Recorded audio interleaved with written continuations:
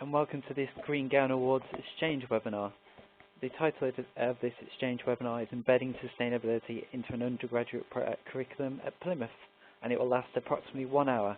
The exchange webinar is in the Learning and Teaching Life Framework. More information about these elements can be found on the training pages of the EAUC's website. Thank you for registering, and thanks also to Janet Richardson from Plymouth University. My name is Seth, and I am the Membership Engagement Officer here at the EAUC. As you know, the EAUC delivered the Sustainability Exchange, which was initially a funded project from HEFKI and led by Staffordshire University. So what are exchanges? Exchanges are free lunchtime webinars on a range of sustainability topics. If you're interested in presenting one, just get in touch with us at sustainabilityexchange@eauc.org.uk or myself.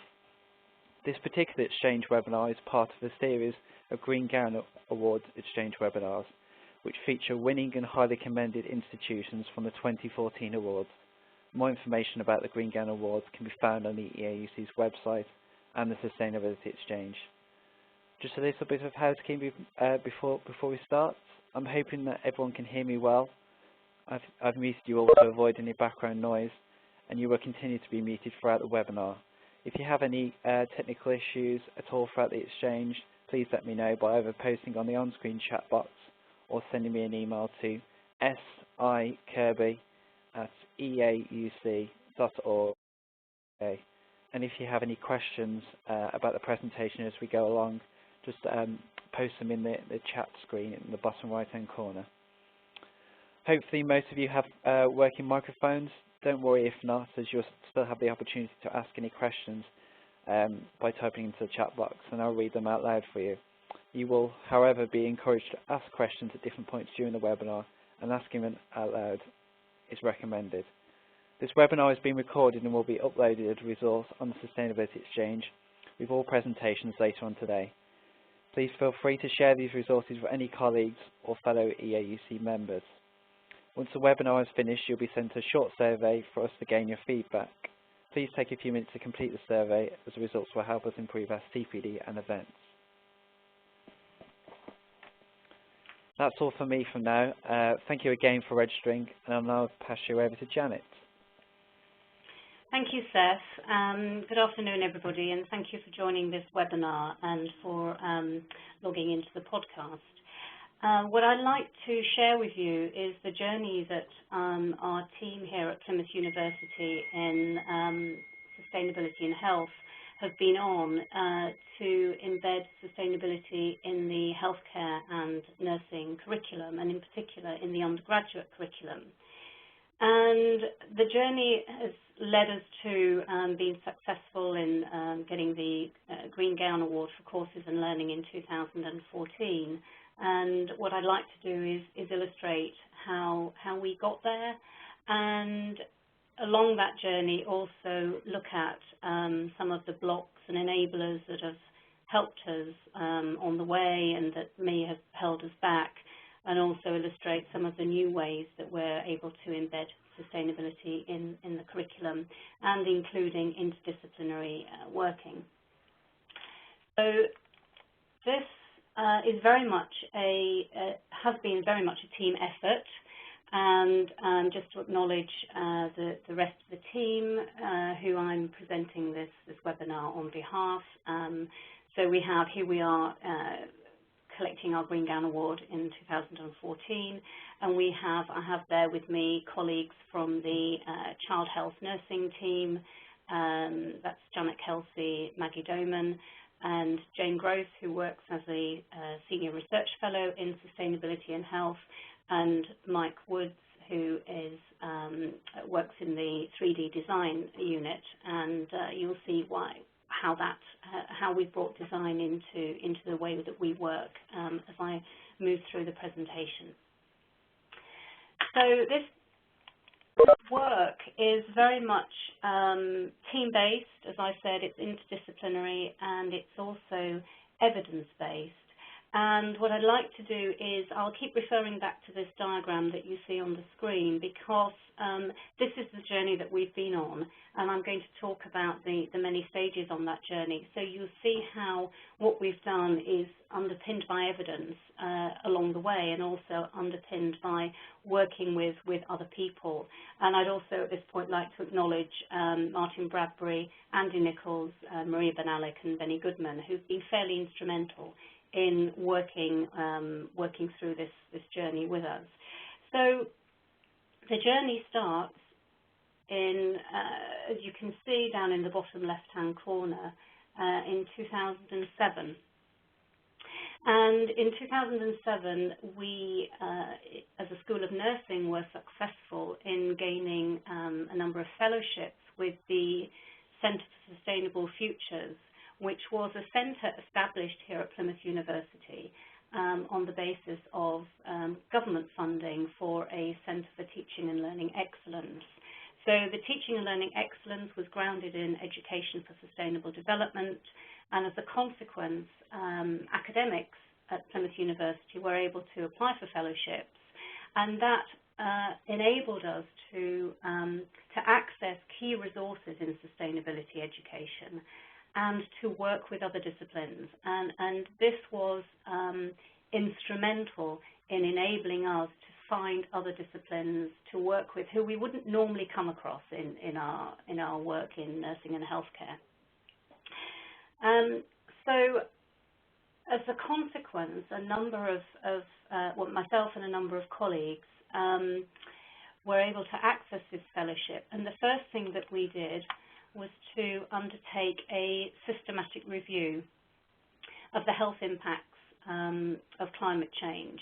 And we did this, we started this in 2007, took us through 2008, and we published in 2009.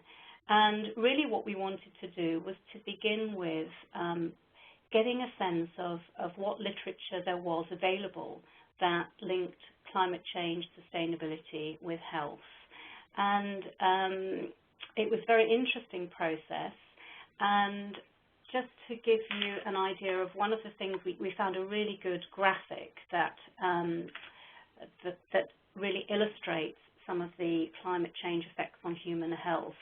And we found a lot of literature that actually made links with climate change and effects on human health, and they're rather well encapsulated in this diagram.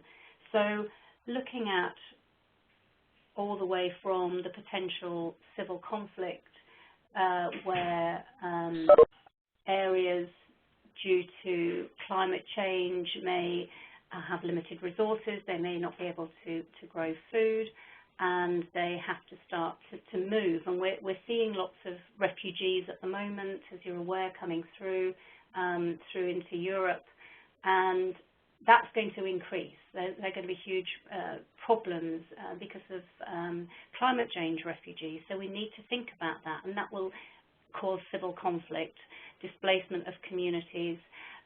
Storms and flooding can also cause displacement of communities. It can cause injury, death, mental health problems as a consequence of losing homes and livelihoods.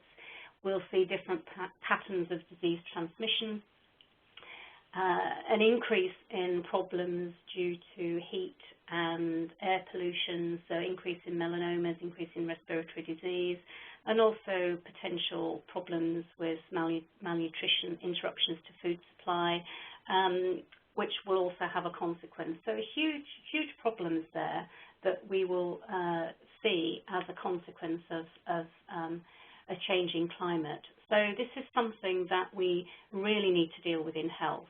It's something that we have to educate our students about, our healthcare practitioners, because they will be in the future and the not so distant future, they will be dealing with some of these impacts. Our systematic review concluded that although we found a number of papers reporting the potential health impacts of climate change, and as I say, this work we did in 2008, 2009, and subsequently there's a lot more literature now available about these health impacts.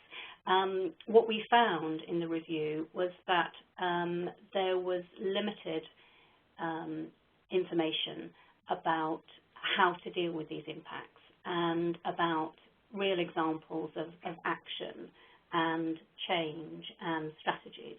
So there's clearly an awareness out in the literature, but then a gap in the literature around what was actually happening and how health authorities and people responsible for healthcare policy and strategy were actually dealing with these potential problems.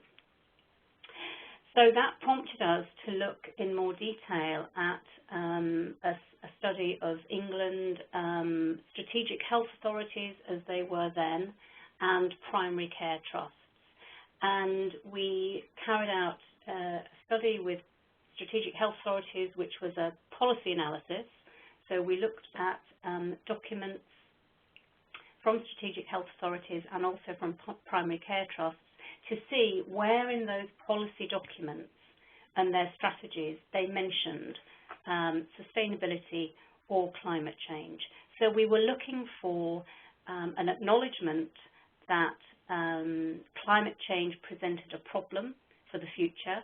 We wanted to see if these issues were being raised in emergency planning, whether it was acknowledged that there were potential increases in the number of heat waves, for example, or increases in flooding.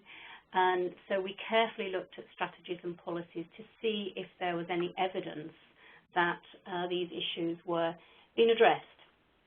And we also followed that policy analysis with a survey of directors of public health in primary care trusts. So we had two lots of data. We had policy data from documents, and we had data from a survey of primary care trusts. And what we found was that many strategic health authorities in England at that point had yet to embrace sustainability or to integrate any preparation for climate change and energy or resource vulnerability into their organisational strategies. So I think, this was 2009, a lot has happened since then. We have the NHS Sustainable Development Unit doing a lot of really good work around supporting NHS trusts to embed issues of sustainability into their working practices. So things have moved on a little bit, but certainly in 2009 there was limited evidence of strategic health authorities taking this seriously. And equally in primary care trusts, there were a few small but notable examples in sustainable development, and these were predominantly limited to policy statements and strategic aims, but with no evidence of operationalising those policy statements and strategic aims. So there was limited evidence of actual action, with the exception of estates management and waste management. And I think that is still, to some extent, the case with NHS trusts, that it may be easier in a way to tackle the estates aspect of sustainability, because you can very clearly see how you can potentially manage your waste more efficiently, segregate your waste more effectively, maybe introduce the recycling, look at the energy of the estate. So those are really kind of concrete things that NHS trusts can do to become more sustainable. So that piece of work took us to, as you can see, the first two blue blobs on this organogram, for want of a better word. So then we thought, well, okay, well, where does that take us next, and what do we need to do next to explore this? So given that waste was one of the key areas that we thought healthcare could address, and in order to become more sustainable, we conducted a systematic review around healthcare waste management, and that highlighted that there are a range of factors that influence healthcare waste management. And you'll see how this evidence becomes important when we talk about embedding sustainability in the curriculum.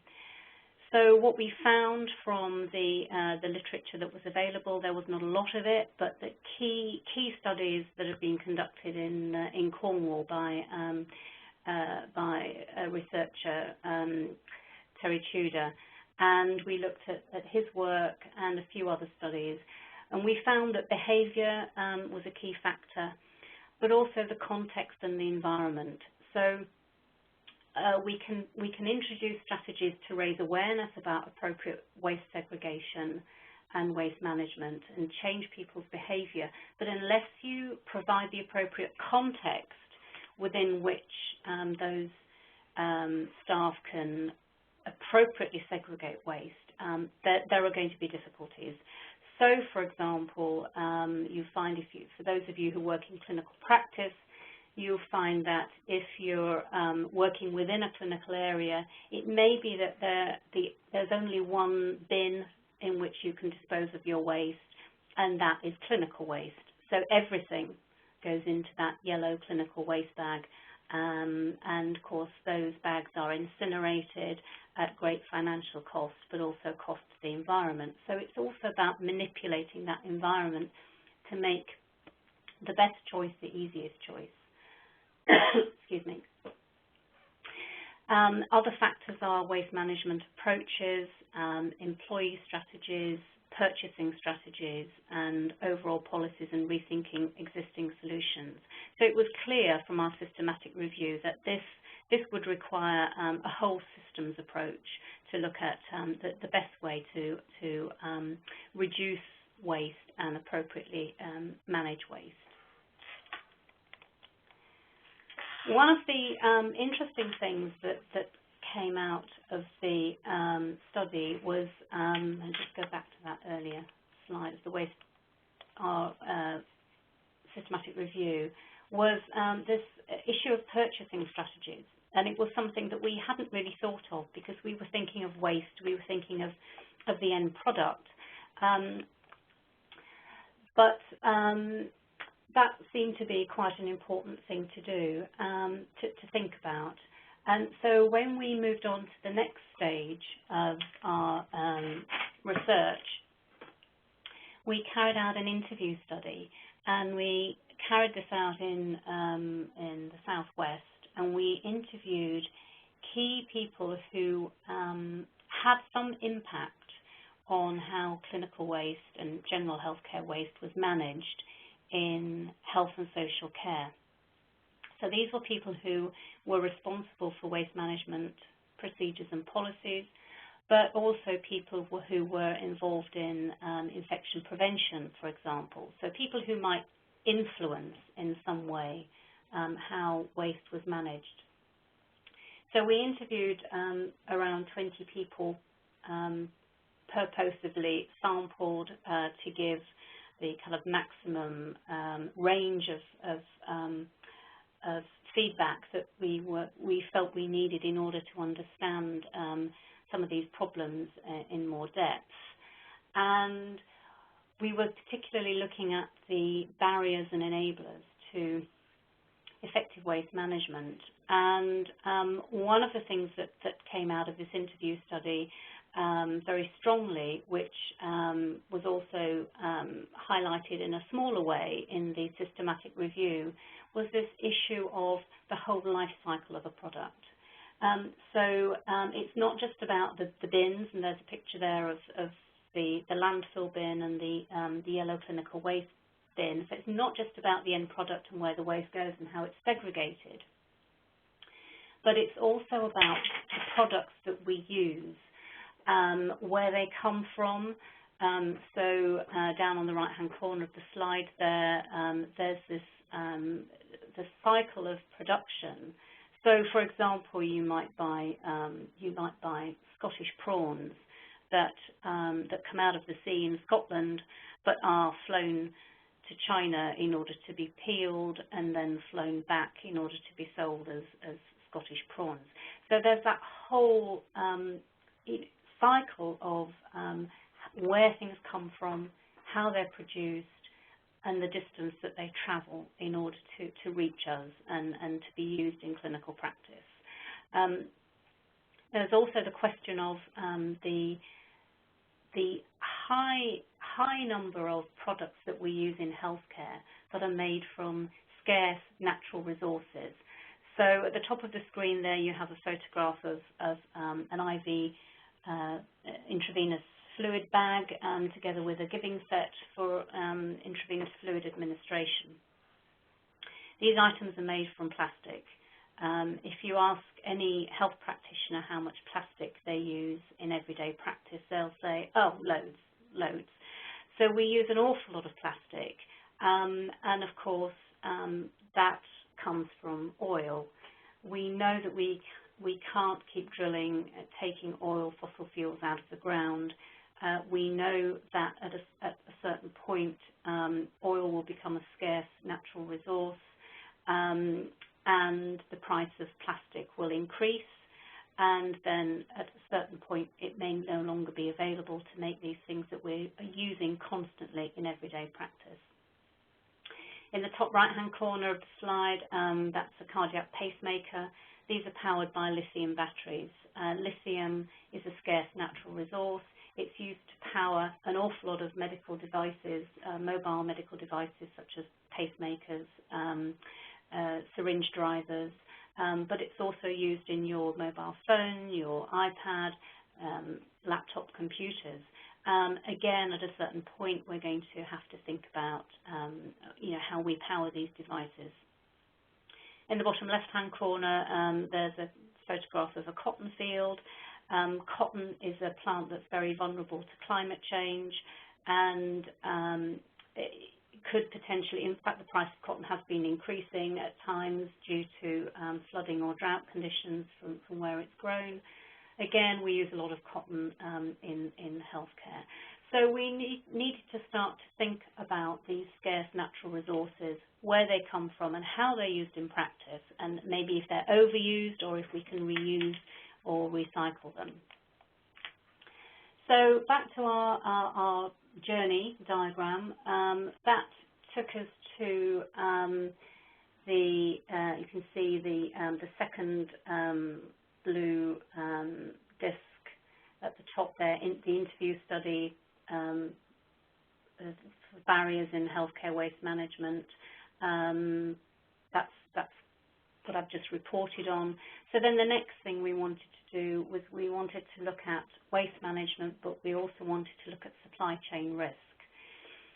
So you'll see there we started in 2012 an observation study on waste management in health and social care, and that's finished now, and that was a PhD study, and the results of that have fed into, or some of the findings from that fed into the teaching materials that we use here at Plymouth.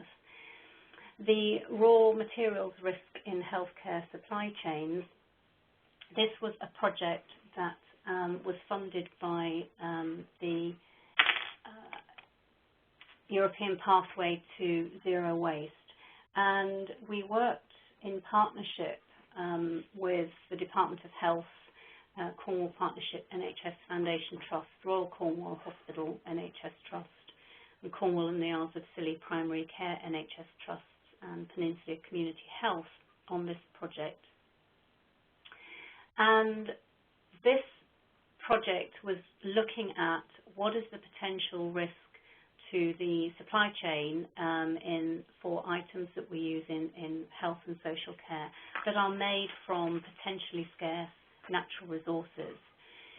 So we worked through a series of steps with people who, particularly someone called Lisa Simmons, who is the lead for head of procurement in Southwest, based in Cornwall, and we started to look at the items that are procured for an NHS acute trust, and the range of items, the cost of items, items that are used most frequently, that are all based on potentially scarce natural resources.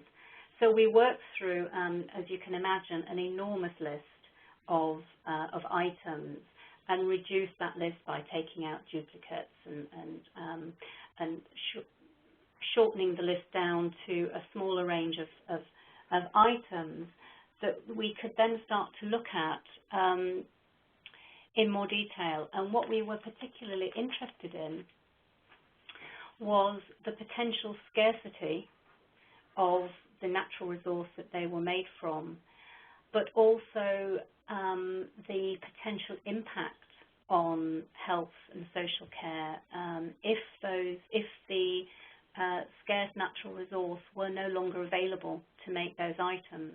So that's where we start to get real. We start to get real about what we're doing all the time in practice, and the potential for us not being able to practice our healthcare delivery in the way we do now, because we might not have access to these items, or we might not be able to manufacture these items out of the resources that we're currently making them from.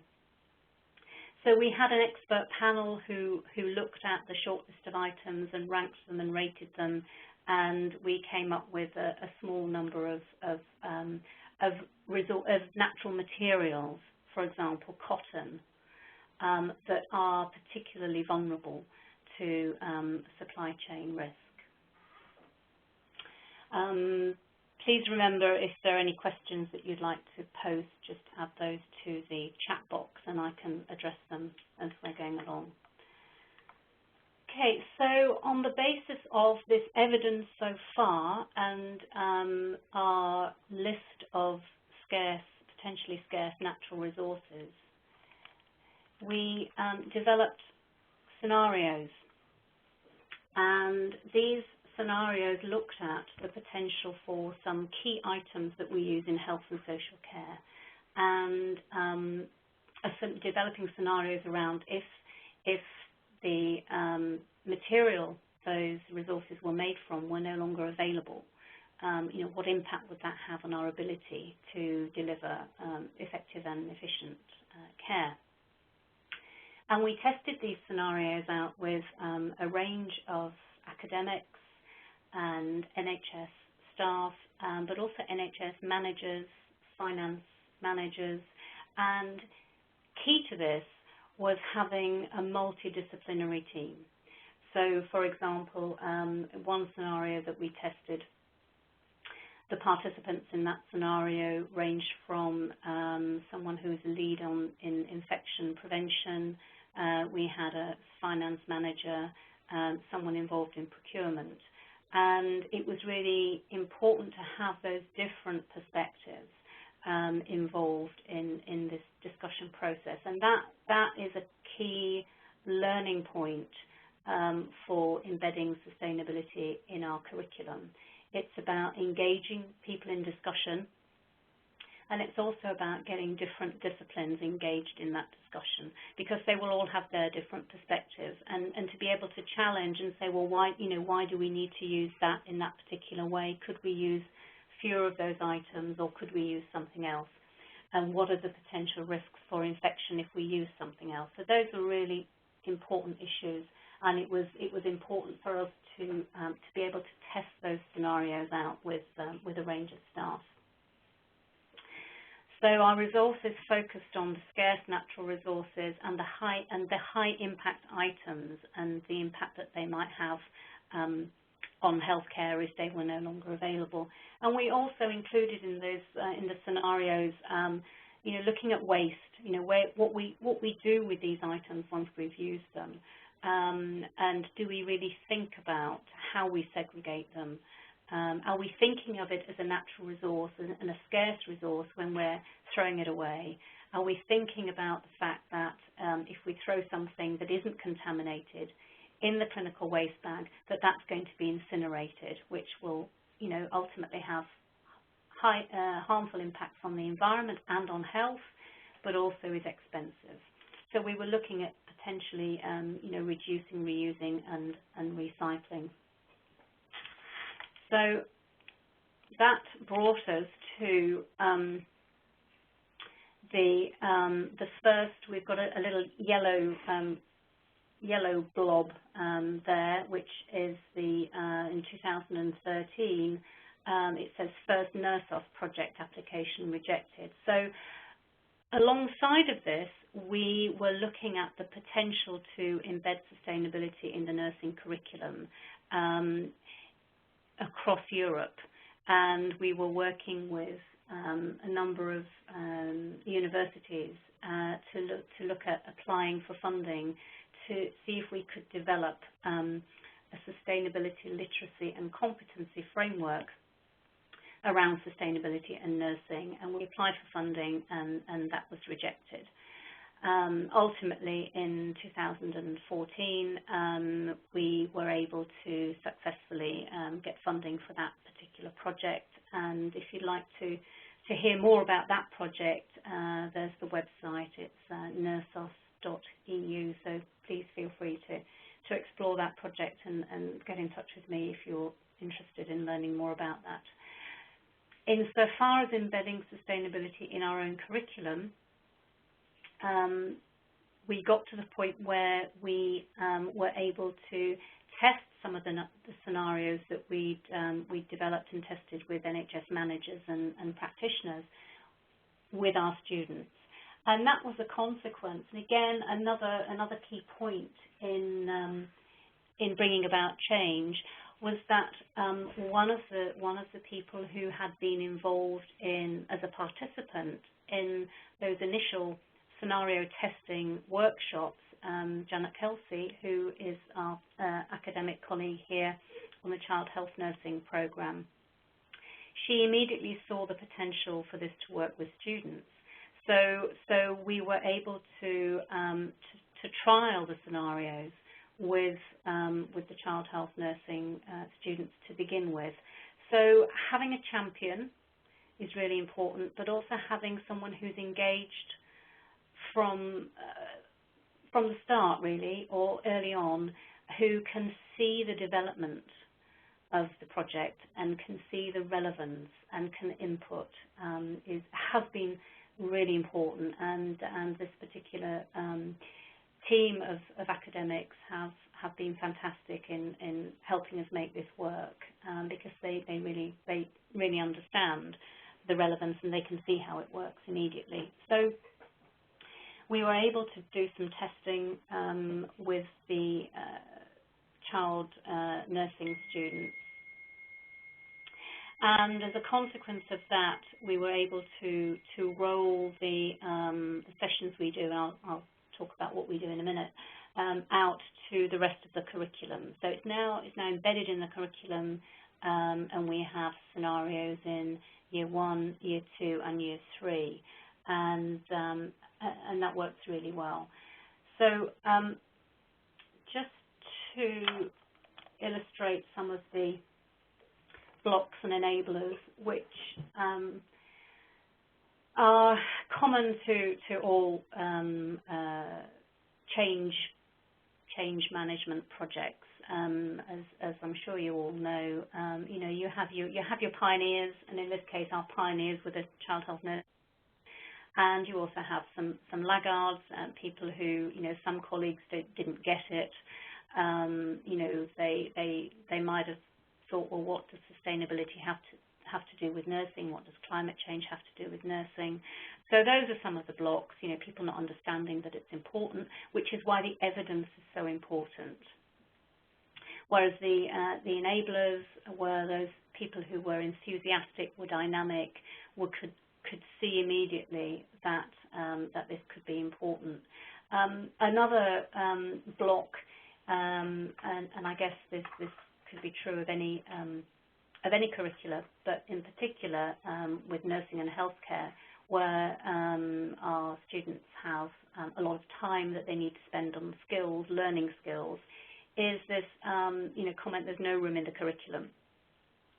So that's something that one has to deal with and find ways around and be imaginative. And what we've done to do in order to find a way around this is to embed sustainability within clinical skills sessions for the second year students, and I'll talk about how we do that in a moment. Another comment could have been, it's not a priority for nursing or healthcare. Again, that links with not getting it, not seeing the relevance. But then when we start to present the evidence and look at policy, national drivers, the fact that the NHS has to reduce its carbon emissions, the fact that climate change is the biggest threat to public health in the 21st century, we've got the evidence to show that this really is a priority. It has to be a priority for nursing. And again, some people suggesting that it's not relevant to clinical practice, it's not relevant to nursing. But then what we've done is we've embedded it in such a way that illustrates,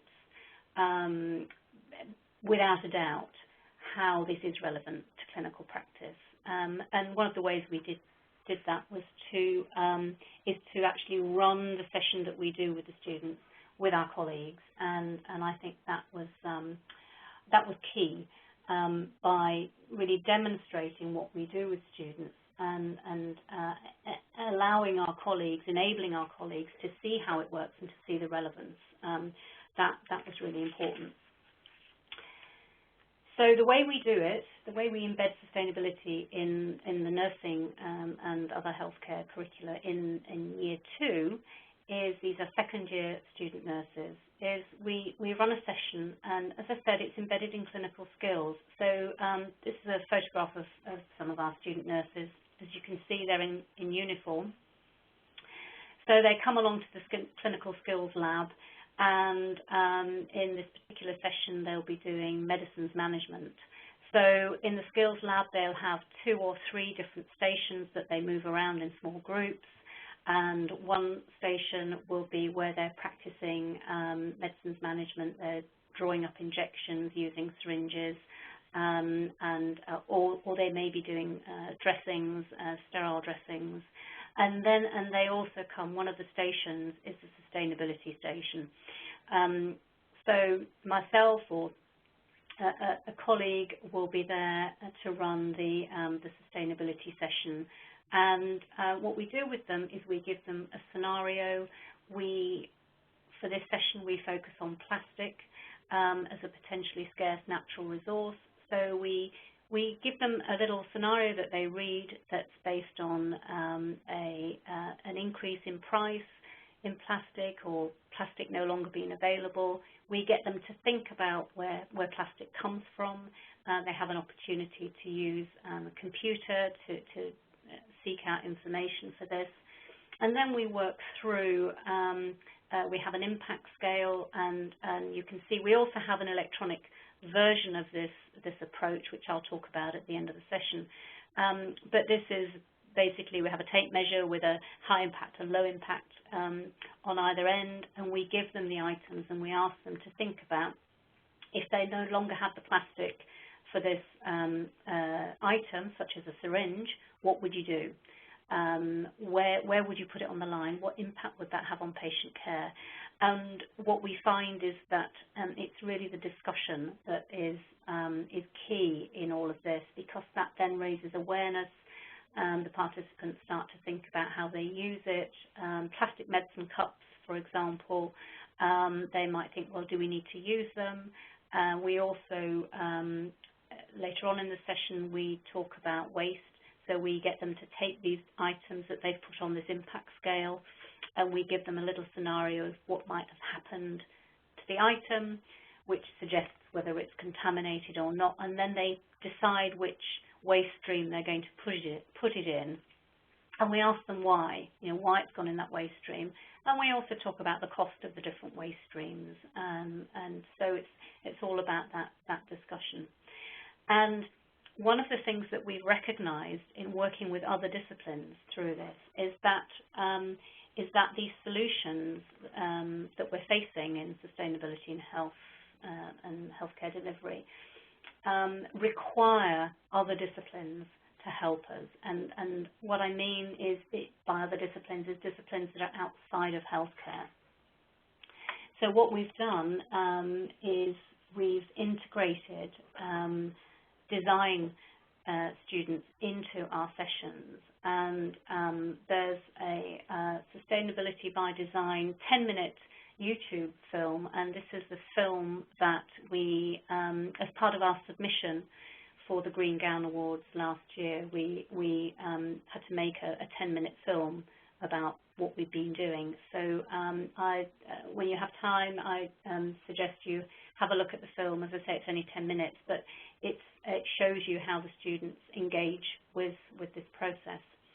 So our design students now, each year, we have a smaller number of design students than we do nursing students, but all the design students, when they're in their second year, participating in their module on sustainable design, they come along to the sessions that we run here in the clinical skills with the nursing students, and they participate in this session.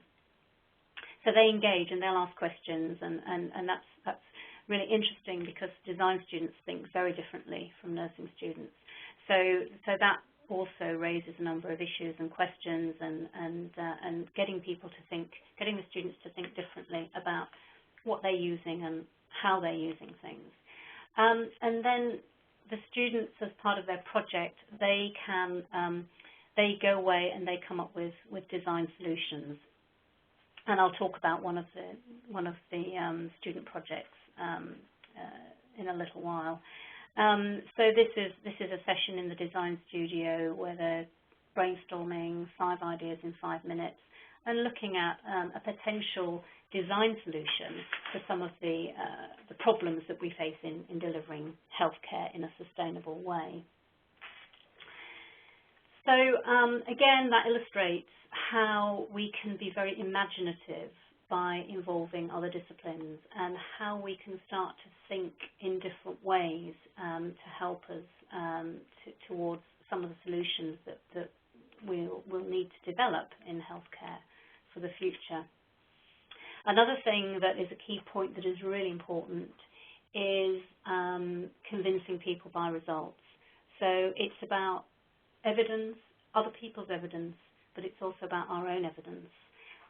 So what we've done with all of our sessions, because this is a constant refining process. If something doesn't work, we'll find out why it's not working. We'll refine it. So we're constantly developing different ways of teaching. So with these sessions, we've used a questionnaire that we've developed and tested for rigor. And we look at knowledge and attitudes before and after the sessions, and we've collected data on 293 students during 2013 and 14, and we've continued that data collection. So I've got all of this academic year's students to input and add to the analysis. But what we found so far with the students for whom we have data is that students initially demonstrated limited knowledge about natural resources used in the production of items that they use every day in healthcare. But they really do engage in the discussion and looking at using the internet resources to find out, for example, where plastic comes from, where cotton comes from, how those items are vulnerable, but also looking at appropriate waste segregation. And so we found that following the session, the students are significantly more likely to accurately assess the cost of clinical and domestic waste. And also the comments, the free text comments on the questionnaire indicated a high level of engagement and interest in the session. When we looked at the attitude scale, we found that following the session, the participants were more likely to agree that climate change is an important issue for nursing, that it should be included in the nursing curriculum, that sustainability is important for nursing and that that should be included in the curriculum, and also that they apply sustainability principles in nursing practice and at home, and the importance of segregation of waste. So we're seeing changes in knowledge and changes in attitudes.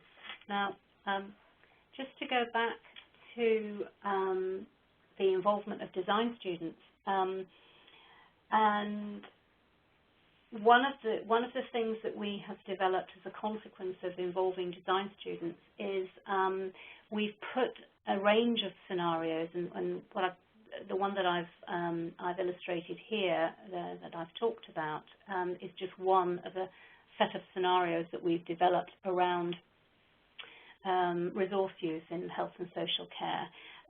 So we've developed this electronic version of our training session. And initially, and in fact, when we delivered this session to our colleagues, one of my colleagues, say Doris, from the midwifery program, one of my academic colleagues said, "Oh, wouldn't this be great in an app if we could put this in an app?" So we thought, okay, maybe we'll see if we can develop an app with a design student. So one of our design students who was engaged in this process, and here he is, there's Matt, down in the left-hand corner. He developed for us this prototype, which we've called HEART, Health, Environment and Resources Toolkit, which essentially did what the session with the tape measure line and all the different clinical items did, but in an electronic form. So we had this prototype, and we tested this out with students. And what we found from the students was that what they were keen to have was the discussion. And they said, we wouldn't want to use this as an app where we did this by ourselves. We really like the engagement, we like the discussion, because we find out how people are doing things differently in different areas of practice. So we thought, well, actually, this needs to be a training tool. So we've now further developed this, working with our maths and computing team here at Plymouth University, and also continuing to work with the 3D design team. We've developed a training tool. So this now is an iPad version of, there's a training manual we've developed. There's a range of scenarios that trainers can use with staff in health and social care, but also with students. And that's now been tested, and we've tested that with students, we've tested it with academics and healthcare practitioners, and we're now rolling that out in NHS trusts and with looking at delivering it with other universities. So this journey that we've been on is backed by evidence. So that's a key way to convince people to take them with you, but also it's included practitioners in the process all the way through. And the teaching and learning that we've developed has been evaluated and refined, and it's now embedded in the curriculum. We bring in the design students, and we've also developed this training tool that hopefully other people will be able to access and will find useful. So I'd like to stop there now and take any questions or comments. So thank you.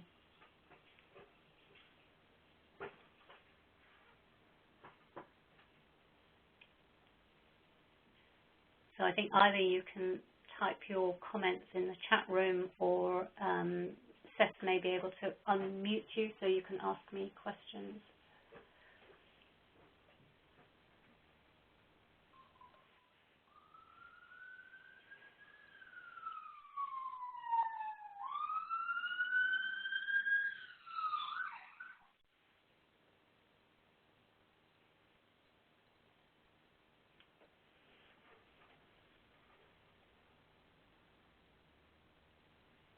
if there are no questions today, please feel free to look at the website address for HEART.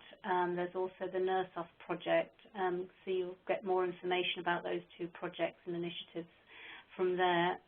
You can also email me if there's a question or comment or further information required as a consequence of participating in this webinar. As Seth said earlier, all the information, the presentation and access to the film will be available subsequently, I think. Yeah. Hello, Janet. Can you hear me? I can, yes. Oh, brilliant, brilliant. Is that Rebecca? Hello, thanks very much. Yes, hi, it's Rebecca here from the Centre for Sustainable Healthcare. Thanks very much. I found that really valuable. I knew some of that stuff, but I hadn't heard the backstory to a lot of it. Really, really enormously helpful. One of the things I was interested in was to hear about your work on limited resources, on finite resources. And I wonder what the kind of update on that is now, and whether, because my feeling is that there was a kind of high point of interest, and now we're struggling to get people to take those problems seriously. Is that how it looks to you, or do you feel as though people, and particularly educators, are alive to resource constraints? I think that's a really interesting, thank you for asking that question. Yeah, I think as a consequence of that initial project looking at the scarce natural resources and the problems, the Department of Health did some work, and they were effectively trying to shortlist a number of potentially scarce natural resources and develop a strategy for managing supply and demand. And I'm not sure how far that work has gone, but that came under the aegis of the sustainable procurement arm of the Department of Health, and someone called David Waffey was leading that. And yeah, and David was on our project group when we did that project, so he took that forward. So that's one area. The Royal College of Nursing have just launched a project involving to get more nurses involved in procurement, not sustainable procurement necessarily, but involved in procurement. So I think there's huge opportunity there to look at how they might embed sustainability in that initiative. And interestingly, this morning I was looking at the first results of our Adelphi study we've been doing through the in the context of the NERSOS project, looking at topics that getting experts across Europe, experts in nurse education, not necessarily in sustainability, but nurse education, asking them to prioritise what sustainability topics should go in a curriculum, nursing curricula, and resources is up there as a high priority. So it's not gone off the agenda, and it's something that we really need to address, because also the bottom line is finances. You know, these resources will increase in cost, and when you're talking to health service managers, that's what they understand. You know? Yeah, I'm really glad to hear about the RCN work. I didn't know about that, and it just seems we work with quite a lot of different healthcare professionals, and it seems obvious to me that nurses have a lot to offer when it comes to thinking about resources. They think about resources in a very different way to medics, and I think them being involved in procurement is a real leap forward, to be honest. Yeah, and this is HEART, our training tool. We've tested it out with medics, we've tested it out in primary care and with dentists. So this is not restricted to nurses. And also, if you look at the film, the students who are involved in the first bit of the film, actually doing the session, they're paramedic students. So this approach works with all health professionals. Thank you. Okay. Okay, do we have any more questions at all that you'd like to give to Janet?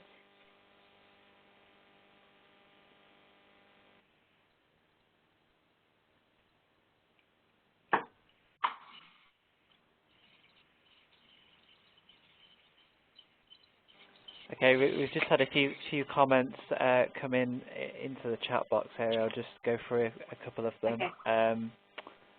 Yeah, there's lots of good resources to follow up from here. Yeah, it's good to hear it also works with paramedics. That's my profession. That's from Paul. Okay, great. Thank you, Paul.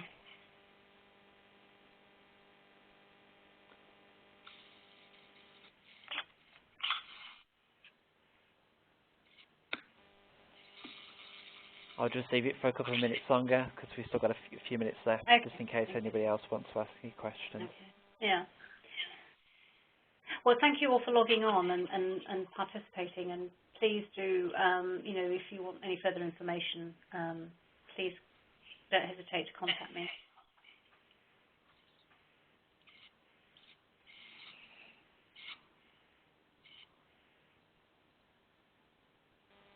Okay, I don't think we have any further questions, but thank you, Janet, for your presentation. Yeah, as I said earlier, all of the resources will be made available on the events page, including the Nursing Sustainability for Design video and the presentation and the webinar. Okay, thank you. Thank you, everyone. Okay, thanks, everyone.